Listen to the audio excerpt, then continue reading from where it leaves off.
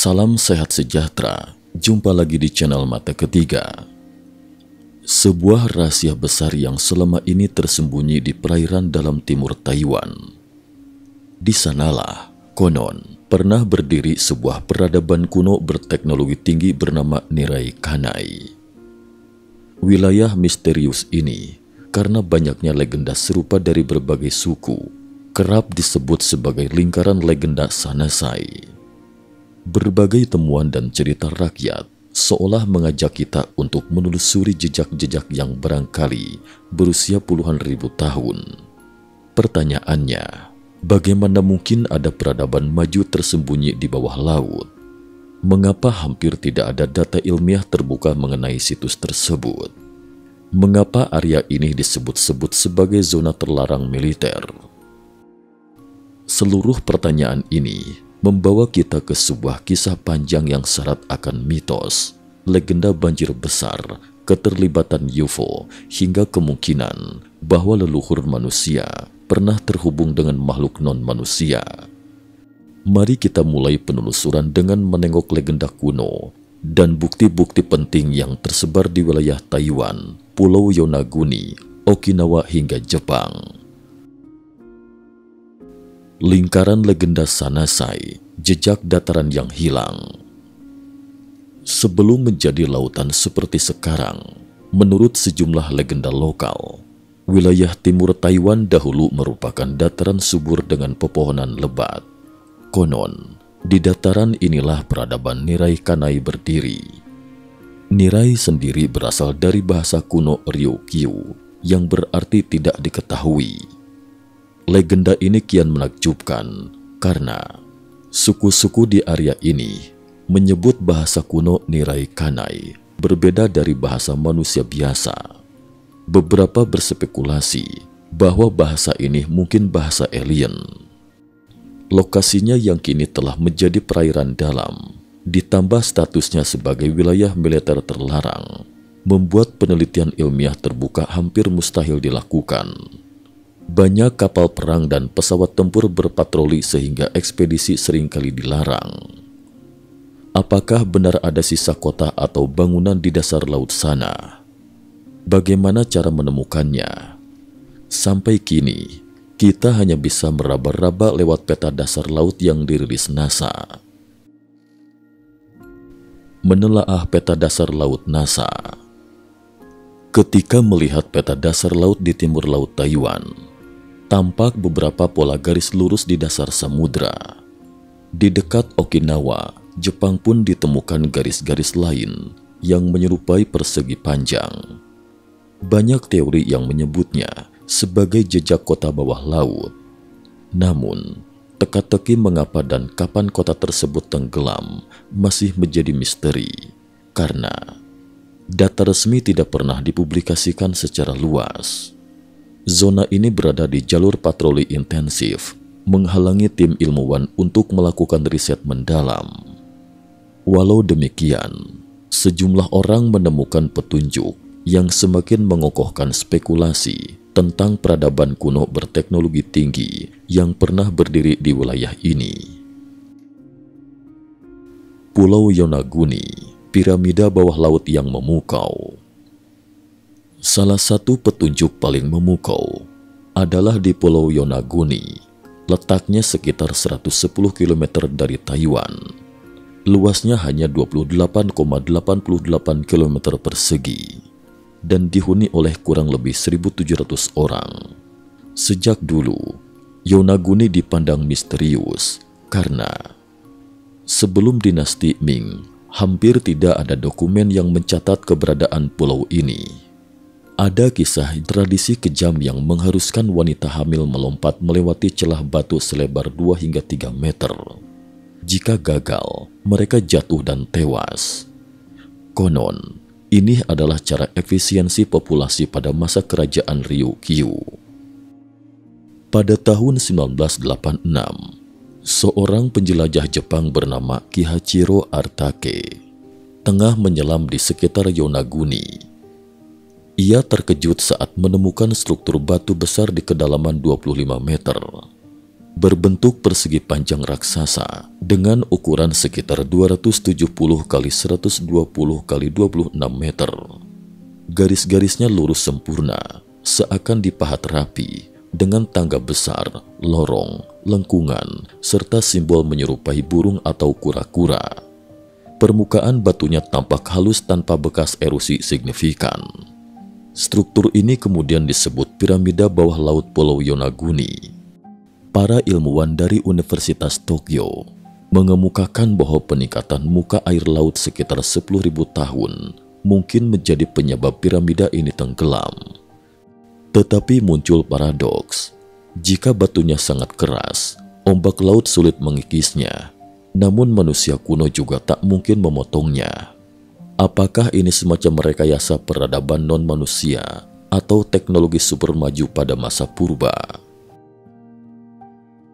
Topografi aneh Pulau Yonaguni, landasan peradaban kuno.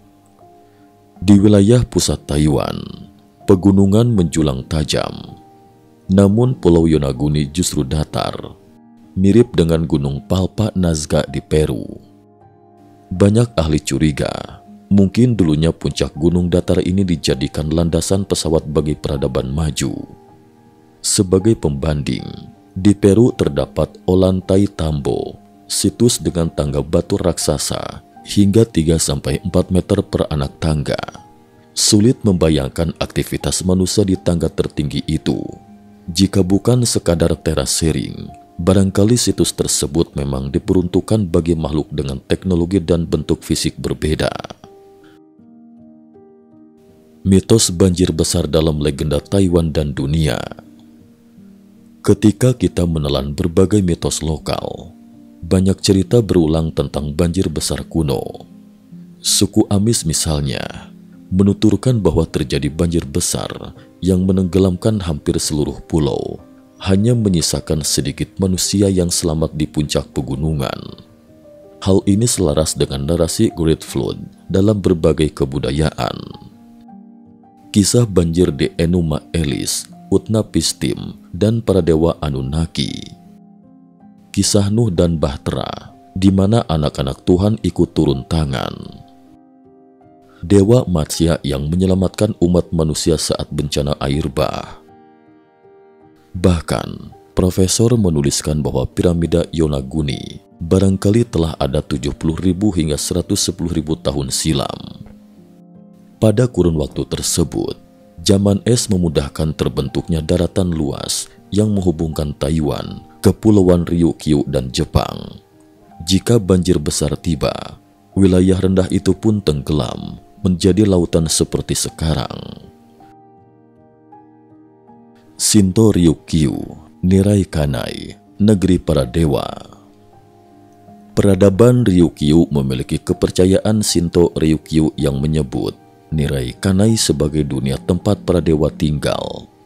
Entah di dasar laut atau di seberang samudra, dewa-dewa kerap mendarat di pulau-pulau Ryukyu, mengajarkan kebijaksanaan dan teknologi pada manusia. Begitu pula legenda Amamekyu, dewi yang mencipta kepulauan Ryukyu, hutan, batu, dan tumbuhan. Cerita-cerita ini memiliki kemiripan mengejutkan dengan mitologi Sumeria. Dewa Oannes yang berpakaian sisik ikan muncul dari laut, memberikan pengetahuan serta membangun peradaban. Dalam agama Hindu, sosok Matsya juga muncul dari air untuk menuntun manusia. Adakah benang merah antara seluruh legenda ini menandakan kontak manusia dengan sesuatu di laut atau luar angkasa? Sanasai dan asal-usul bahasa Austronesia. Sejumlah pakar linguistik menyatakan bahasa Austronesia yang meliputi penduduk asli Taiwan, Kepulauan Pasifik, hingga Madagaskar, ternyata berakar dari satu nenek moyang bahasa. Suku Amis, Malan, Maasai, serta suku lain sama-sama menyebut bahwa mereka berasal dari wilayah Sanasai di bagian timur Taiwan. Penutur lain mengatakan Sanasai hanya persinggahan, sedangkan negeri asal sejati berada lebih jauh ke timur laut Samudra Pasifik. Dengan kata lain, Memori kolektif ini menceritakan benua atau daratan besar yang tenggelam akibat banjir besar. Mungkinkah ini adalah Atlantis versi Asia atau semacam benua Lemuria yang kerap dibahas di berbagai teori alternatif? Jejak UFO di zaman dinasti Yuan dan penjelajahan Eropa. Cerita aneh tentang Taiwan tidak hanya muncul di legenda lokal. Beberapa catatan tertulis pun menyinggung fenomena langit misterius. Wang Taiyuan dinasti Yuan menulis buku catatan pulau dan menyaksikan matahari terbit di tengah malam di dekat Gunung Kelung.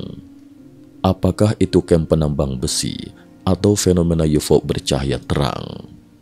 Jacinto Esquivel, imam Spanyol ini dalam bukunya Laporan terkait kondisi Pulau Formosa, menceritakan ekspedisi Juan de Arcaso yang melihat objek terbang amat besar bersinar melebihi bulan, berputar-putar di atas perkemahan mereka selama 45 menit. Entah fenomena alam atau penampakan UFO, yang jelas catatan ini memperlihatkan bahwa Taiwan kerap disambangi kejadian langit tak wajar sejak era kuno. Taiwan sebagai pulau emas dan perak, daya tarik bagi alien. Dalam rahasia reptilian, lokasi kaya emas sering dikaitkan dengan kejadian mistis. Ambil contoh, Mali, Afrika Barat, kaya tambang emas, tempat asal suku Dogon yang konon memiliki pengetahuan kosmis, Sirius. India dan Himalaya, kaya emas, penuh legenda dewa dan naga. Mesir, gurun tandus namun kaya emas, jadi pusat peradaban Mesir kuno.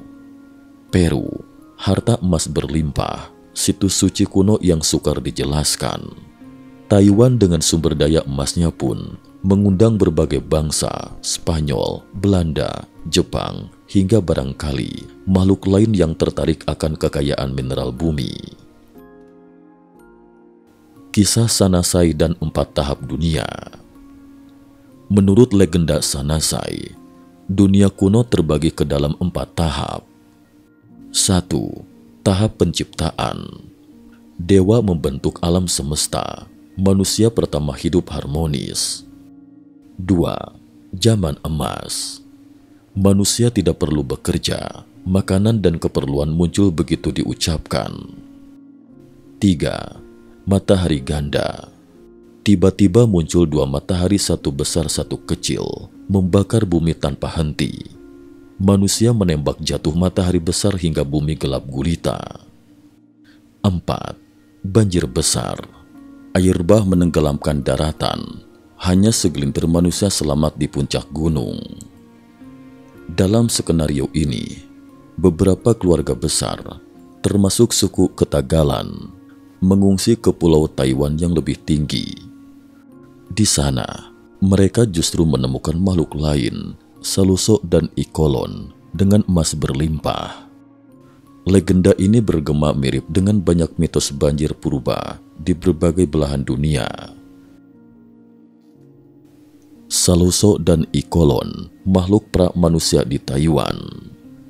Dalam legenda Sanasai, saat manusia baru tiba di Taiwan, ternyata wilayah ini sudah didiami makhluk cerdas lain, disebut Saluso dan Ikolon. Mereka bertubuh kecil, tinggi sekitar 60 cm, berjuluk semut hitam karena menggali tanah menyerupai sarang semut. Bermata sangat besar, pandai melihat dalam gelap, kuat melempar manusia dewasa. Dahulu ramah, bahkan mengajarkan bercocok tanam.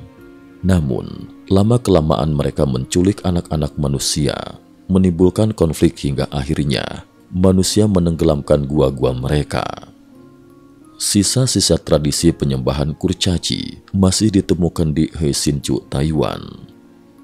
Sebagian meyakini UFO yang muncul pada masa kuno bukanlah alien dari luar bumi, melainkan kaum Saluso dan Ikolon yang bermukim di bawah tanah. Cakram emas raksasa dan makhluk Chitauri. Dalam beberapa versi legenda Afrika, dituturkan oleh Master Zulu Muto pernah ada cakram emas raksasa turun dari langit, menghadirkan makhluk berwujud besar.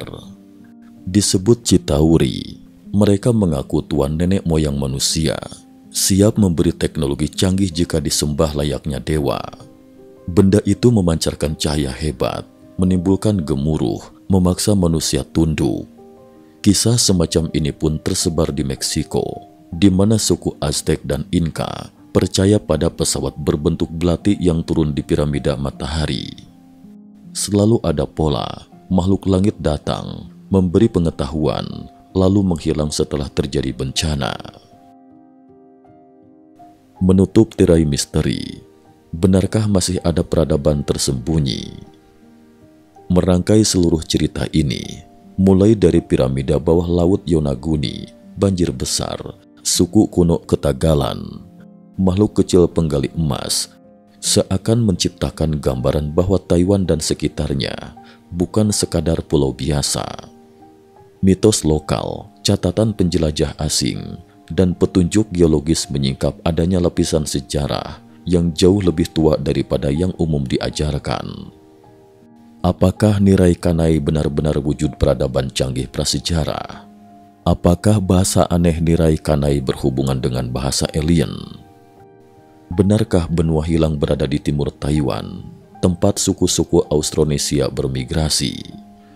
Setiap babak kisah menghadirkan pertanyaan besar yang hingga kini belum mempunyai jawaban final.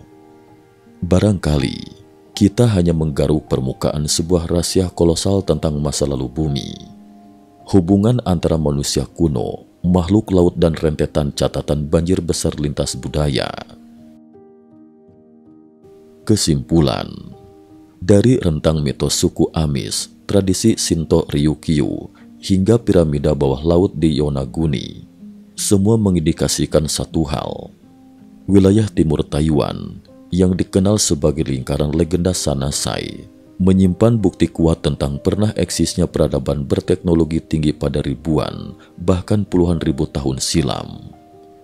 Bagi kita yang hidup di era modern, kisah ini mungkin terdengar luar biasa.